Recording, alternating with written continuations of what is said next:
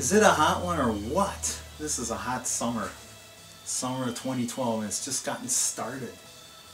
This is another thrift store vinyl finds video. It's been a long time coming. I got a ton of stuff to show. I'm going to make several videos. This is the first of several. I'm going to release them probably maybe once every, I don't know, week or so. But anyway, just let me cool off here for a sec.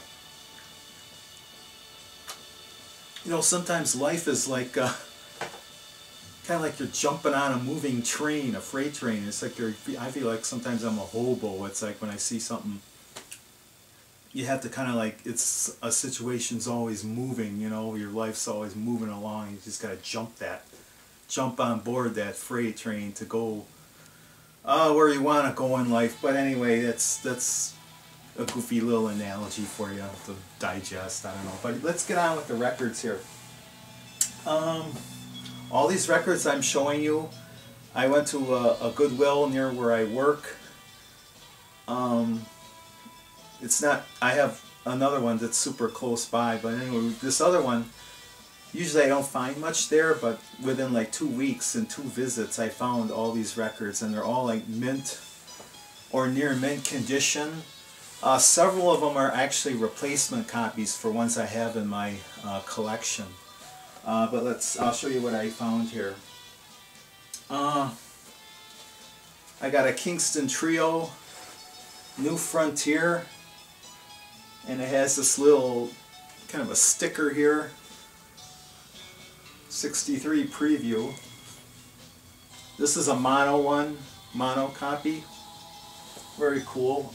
I think I have almost every Kingston Trio record by this point, in an excellent shape too. Here's another one, Kingston Trio, number 16, also like mint condition. This is also, I believe, mono. Yeah, it just says high fidelity, so it's mono. It's gotta be, it doesn't say stereo. And a best of, also mint condition. And the back shows those. I have a stereo one where the back has just, this is all in black and white. It was like this I believe is an early generation copy. It says the Starline, so I don't know. What else? I was kind of excited to find this one. This is the first record I found by her. It's kind of a compilation, but she was a very good singer-songwriter. She wrote some hits for other people, and she also did other songs by other people. This is Jackie DeShannon, and it's got like, I guess her big hit was like Put a Little Love in Your Heart. She also had a big hit by What the World Needs Now Is Love. Remember that one? Well, maybe you don't, I don't know. But anyway, that was a big hit. I remember that one when it was out on AM Top 40 radio. So I'm glad to get that. I've been looking for anything by Nancy Sinatra. I have several of her records. The one everybody wants is Boots. I don't have Boots yet, but I found this one, Country My Way. And of course, she was working with Lee Hazelwood there. So that's kind of cool. Mint shape. No, I'm not really into country, but I kind of like, I remember like the TV show in, I think it was the late 70s, the Barbara Mandrell and the Mandrell sisters, and I thought, you know, her sister Louise was kind of like, she was kind of a country singer star too. But I found this record, I said, yeah, I'll pick this one up. Louise Mandrell and R.C. Bannon, I don't know, I haven't played this one yet. But, you know, I thought I'd give that a try. This is one of those records that you probably bought, if you bought like a console, Zenith, stereo, whatever, back in the early 60s, you'd probably get this record in there for free. This one was The Sound of America. And the only reason why I picked this up is because it's got 2 tracks by a folk group called the Halifax 3. Now you're saying, okay, who is the Halifax 3? Well, if you remember the Mamas and the Papas, Denny Doherty was in this group, the Halifax Three, so I thought that was kind of neat. I didn't have anything by them. It's got 2 tracks in here. Reuben Had a Train and Little Sparrow. I haven't played it yet, but it's in excellent condition. I got another Nat King Cole. Don't Want to Be Heard Anymore. Excellent condition. I thought I'd get that. What was this one here? Oh, Smokey. I got Smokey Robinson and the Miracles, Special Occasion. Once again in like excellent condition.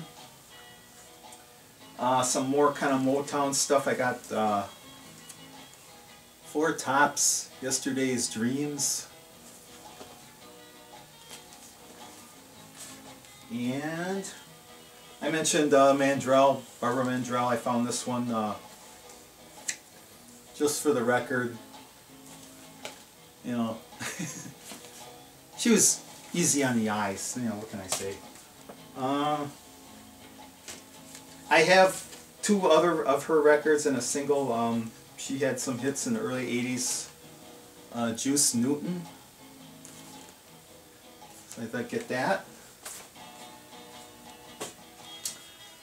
This is kind of one of those offbeat records. It's kind of classical.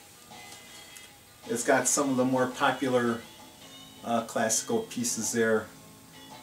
Arthur Fiedler, he was like the conductor of that kind of thing. Now she was an actress and she had a long career. I don't know if she's still around, but anyway, she made this record in I guess the early 60s. This is Connie Stevens, From Me to You. So I don't know, I haven't played this yet, but I thought it was kind of a little curiosity there. So I picked that. This was an English singer. She was kind of popular pop singer in Britain. She was in this one movie. I remember watching this movie. You know, I've seen it a few times since. I think I have it on a VHS tape. But anyway, this was we're talking Lulu Sings to Sir with Love. Very cool record. I played it a couple times. I like that. That's a great song. Great standard there. I've heard of this girl. I haven't played this record yet. It's her name is Evie Sands. And what was it called? Any Way That You Want Me.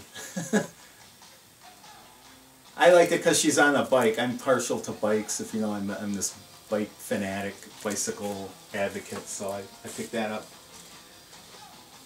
Now this one I was really excited to get because it's kind of a hard record to find. I did some research. This record, in the condition it's in, it's worth like 25 bucks. If it was a quite earlier pressing, it would have been worth 40, but it's like mint condition. The jacket just has a little bit of wear, but anyway, I'm talking The Searchers, and this was their debut album, Needles and Pins. And if you don't remember, in the British invasion, when the Beatles broke out, every little American record company was scrambling to get some British act. And if you know the history of Cap, a defunct company now, but anyway, they got The Searchers. Show you the disc here real quick. It's got the original picture sleeve there. What else was out at the time? But this was the second generation label, I guess. The earlier label had like Cap like in big letters across the top. But this one is like mint condition. I played it once. It plays perfect. It's mono.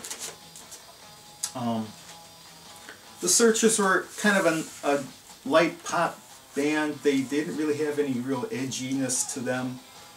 Like say obviously they weren't like the Rolling Stones.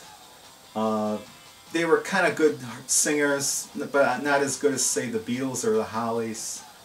After they had a few hits, I think the main drawback of why they didn't like really last is because they didn't really have strong writing chops.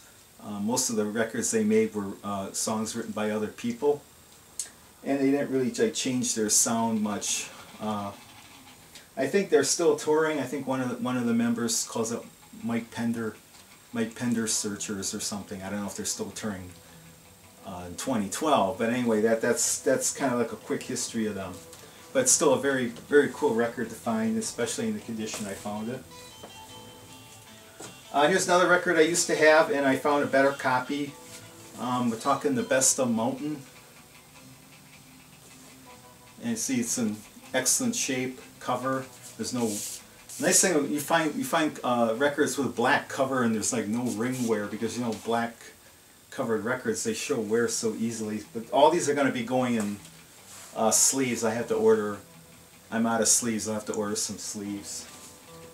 I found 3 Marianne Faithfull records. 2 of these I already had, but I found these are mint, so these are going to be my replacement copies. I got her debut one, that's in mono. And then this one, Go Away From My World, also it's mint shape, it's in mono. This one I didn't have, now I do. I don't know if it's a compilation, but anyway, it's called Faithful Forever, and that's also in mono. So that's cool. Here's another record I used to have a long time ago, and I found another one very cool. The Doors 13, also mint condition. Here's kind of a I don't know, a repackaging of a great early '60s group, and calling Deanna and the Belmonts. It's on Lori, and I'll show you the original, what the original disc looked like. See, it's got the vintage Lori Records label there.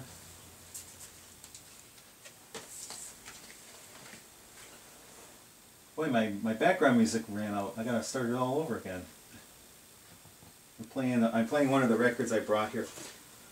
This is another replacement copy that I had, or still have. This is Jan and Dean, Command Performance. It's on Liberty, of course. Mint condition again.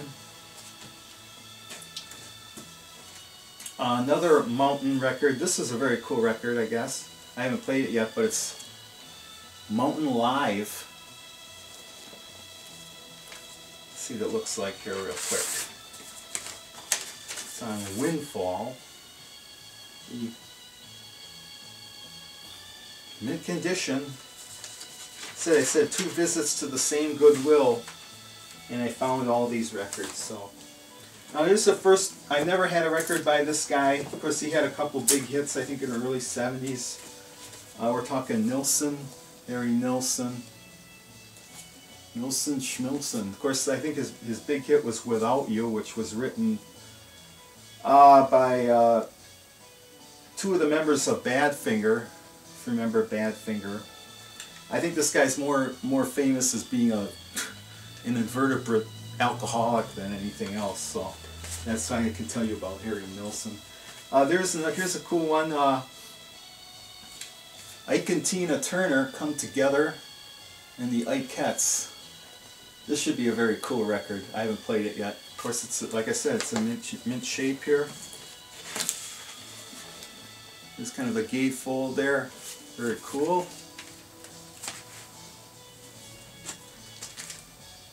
This is kind of, I don't know too much about this one, this girl, but anyway, I picked it up. I kind of heard of this record, or heard of her. Rachel Sweet. This is from like the 80s, late 70s maybe, I don't know. Fool Around it's called. I'm not really a huge fan of this guy, but I found these are like, I had these records, but these are mint shaped, so I picked these up. B.J. Thomas. Of course, he's on Scepter, which is one of those defunct record companies. So I picked that one up. Another one, B.J. Thomas, Most of All. Like I said, these are all excellent, like mint condition records. B.J. Thomas, Young and in Love. I think I paid like $1 a piece for all these. I'm pretty sure. Tomorrow Never Comes. Here's another guy, kind of like in between like Elvis and the Beatles. He was one of these, I wouldn't say he was like one of teen idols of the early 60s, but anyway, he had some big hits in the mid 60s. Gene Pitney. This is, I believe, a mono record here. Yeah, mono. Greatest Hits. Here's a Johnny Rivers. I have several Johnny Rivers. I never had this one, so he did like 3 or 4 live records, but this one says excellent condition. I believe this is a stereo. At the Whiskey A Go Go. Here we go again. Here's one of those teen idols of the early 60s. This might be worth something, I don't know, but because it's on a small record label, it's on the Cameo label, but anyway, it's Bobby Rydell, Greatest Hits Volume 2, and it's on Cameo, if you can see that, and it's got some kind of fancy gatefold there. And on the back it's got these little, I guess if you were a teenage girl or whatever, you could like take these, punch, these are like perforated, you could punch these out. These are like trading card things, they're perforated, you can punch these out or whatever. Frame them, I don't know, something like that anyway. That's Bobby Rydell.